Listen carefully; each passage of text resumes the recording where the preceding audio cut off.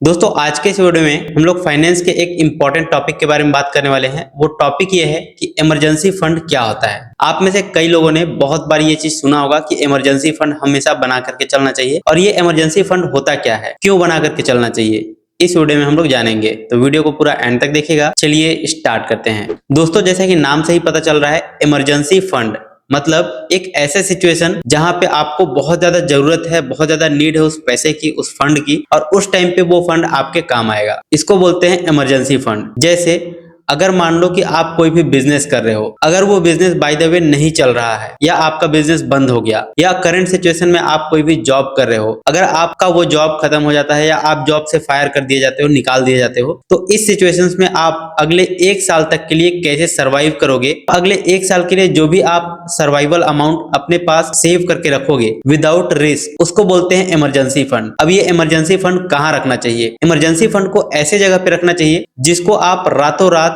किसी भी टाइम निकालना चाहें तो वो ऑटोमेटिक तुरंत निकल जाए, और उसके लिए आपको कोई प्रोसेसिंग टाइम ना लगे, इसके अलावा कोई भी एक्स्ट्रा चार्जेस ना लगे, और उसके ऊपर कोई भी 1% का भी कोई रिस्क नहीं होना चाहिए। मतलब आप इसको सेविंग अकाउंट में रख सकते हैं या फिर ऐसे एफडी में रख सकते हैं जो एफडी तुरंत टूट जाता है और उस पैसे को आप इंस्टेंट विड्रॉ कर सकते हो किसी भी टाइम। तो ऐसे जगह पे इमरजेंसी फंड को रखा जाता है, ना कि आप इमरजेंसी फंड को म्यूचुअल फंड में डाल दे या फिर स्टॉक्स के अंदर, एसआईपी के अंदर।